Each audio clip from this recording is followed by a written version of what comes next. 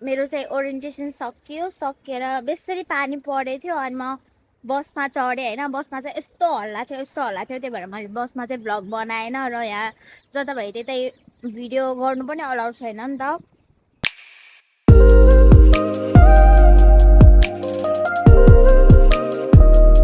Hello everyone, welcome back to my channel. It's me Swastika Shrestha र आशा छ हजुरहरू सबैजना सन्चै हुनुहुन्छ होला र म पनि यहाँ एकदम सन्चै छु। र आज हेर्नु न भ्लग बनाउनु भनेको तर पानी पर्ला जस्तो गरेको छ।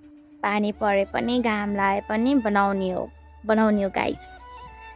र आज चाहिँ म हजुरहरूसँग चाहिँ आज मेरो ओरिएन्टेसन छ अनि त्यसपछि चाहिँ म हजुरहरूसँग आजको ओरिएन्टेसन सबै कुराहरू सेयर गर्छु आजको ब्लगमा। So stay with me. धन्नै ठोकिदिएको यार, यो ग्रिन कार्डले धन्नै ठोकिदिएको। म यहाँ क्यामेरा मिलाउँदै थिएँ होइन, अनि देखि नि नदेखे जस्तै गरेर हिँडेको, फेरि कराउँछ क्या यहाँको मान्छेहरू। र म चाहिँ बस कुर्दैछु, बस आएको छैन र मेरो योमा चाहिँ 28 को बस लाग्छ क्या। अनि आधी घन्टा एक घन्टा पछि बल्ल आउँछ क्या बसहरू पनि। अनि एउटा बस छुटेपछि म आधी घन्टा लेट भएँ, 1 घन्टा लेट भएँ। यहाँ आजको ओरिएन्टेसनमा पनि म आधी घन्टा लेट छु, तर यहाँको गाडीहरू चाहिँ डिले देखाउँछ नि त, त्यही भएर मेबी 1 घन्टा पनि लेट हुनसक्छ क्या। आजको वेदर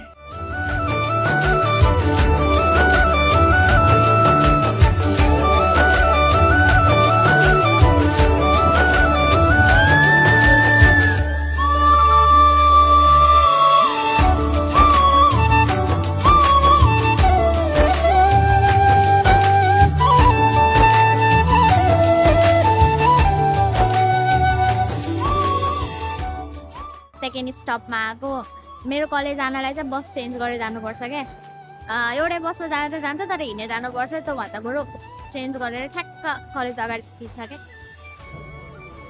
बस चढेँ तर यहाँ चाहिँ मेरो आवाज सुनिँदैन।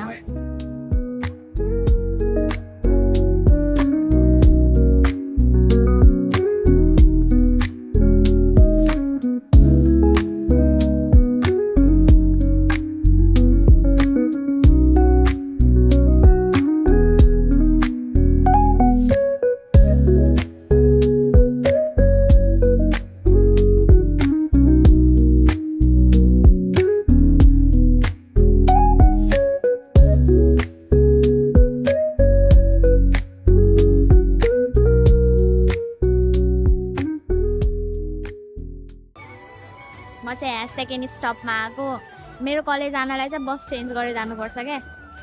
एउटै बसमा जान त जान्छ तर हिँडेर जानुपर्छ, त्यो भन्दा बरु चेन्ज गरेर ठ्याक्क कलेज अगाडि छ क्या।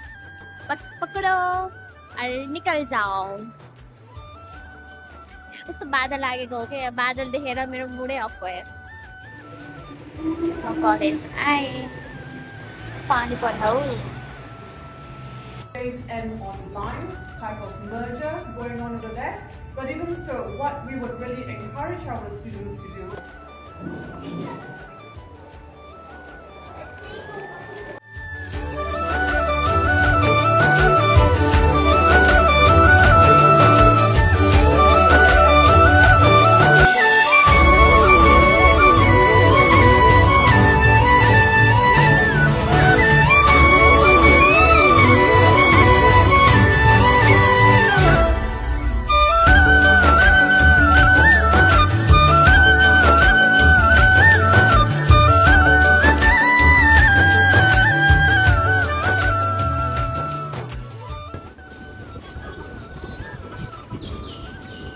मेरो चाहिँ ओरिएन्टेसन सकेर बेसरी पानी परेको थियो अनि म बसमा चढेँ होइन। बसमा चाहिँ यस्तो हल्ला थियो त्यही भएर मैले बसमा चाहिँ भ्लग बनाएन र यहाँ जताभाइ त्यतै भिडियो गर्नु पनि अलाउड छैन नि त।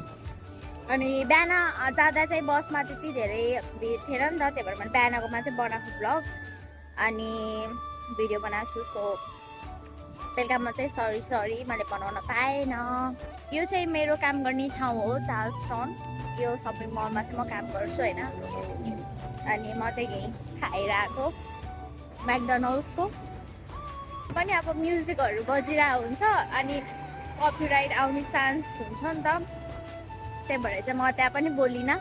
सो अहिले चाहिँ म बाहिर छु अनि म भोगिरहेको छु र मेरो ओरिएन्टेसन चाहिँ राम्रो भयो, राम्रै गयो भनौँ न। अनि त्यहाँबाट अब क्यालेन्डरहरू अनि कसरी अब कलेजहरू स्टार्ट हुन्छ त्यही भनिरहेको छु।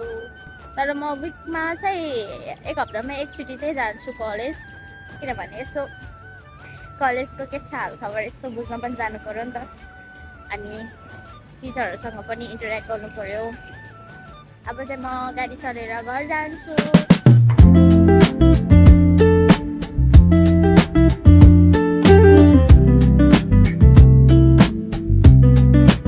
अघि चाहिँ म बिहान जाँदाखेरि होइन पानी परेको थियो। अहिले घर आउने बेलामा चाहिँ अहिले घाम लाग्नु भएको छ।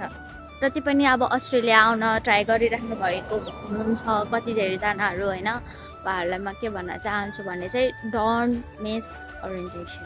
ओरिएन्टेसन चाहिँ एकदम इम्पोर्टेन्ट हुन्छ होइन, किनभने त्यहाँ गएर अब हामी इनरोलमेन्ट अब भइसकेपछि होइन टाइम टेबलदेखि लिएर अनि आफ्नो कुन क्लास हो, कति बजेबाट कति बजेसम्म इच एन्ड एभ्रिथिङ भन्छ क्या। अनि अरूभन्दा पनि हामीले एसाइनमेन्ट कसरी गर्ने, कुन कुन टुलहरू युज गर्ने, एउटा चाहिँ मलाई बेस्ट पार्ट भनेको चाहिँ रेफरेन्समा सबैभन्दा गाह्रो एसाइनमेन्टमा भनेको रेफरेन्स हो नि त।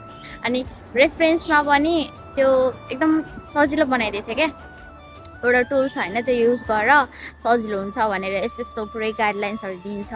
So don't miss. अनि हाम्रो चाहिँ ओरिएन्टेसन हुनुभन्दा पनि अगाडिपट्टि होइन एउटा सेसन थियो जुन चाहिँ आफ्नो टाइम अनुसार बुक गरेर जानुपर्ने थियो। त्यो बुक गरेर गइसकेपछि पनि त्यसमा चाहिँ अब आफ्नो पोर्टलको आइडीहरू खोलेर अनि कुन कुन सब्जेक्ट पढ्ने हो भनेर चुज गर्न लगाएर अनि के हुन्छ अब एज ए स्टुडेन्ट हामी अब अस्ट्रेलियामा काम गर्नुपर्छ नि त। त्यही भएर चाहिँ आफ्नो हिसाबले टाइम टेबलहरू चुज गरेर आएको थिएँ म चाहिँ। अनि विच इज रियली नाइस। मलाई चाहिँ एकदम मन पऱ्यो ल यो कलेजको चाहिँ एकदम इच एन्ड एभ्रिथिङ। यहाँको सबै टिचर्सहरू पनि एकदम फ्रेन्डली हुनुहुन्थ्यो। So overall perfect. म चाहिँ घर आइसकेँ। यो चाहिँ मेरो घर हो यो, अनि उयो सानो ढोका देखेको यो चाहिँ मेरो रुम। आइसकेँ र अहिले यस्तो सुहाना सुहाना मौसम भइरहेको छ।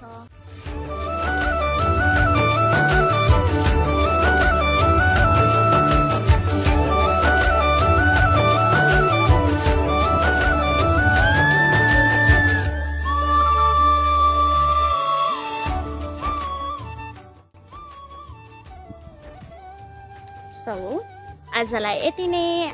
अब मेरो नेक्स्ट ब्लग पनि छिट्टै आउनेछ। So don't forget to like, subscribe and comment and don't forget to turn on the notification. Thank you so much 1000 subscriber complete गरिदिनु भएकोमा। र छिट्टै नै 2000 पनि कम्प्लिट भइसकेपछि फेरि सेलिब्रेट गर्छु म। By by. आजलाई यति नै। See you in the next vlog.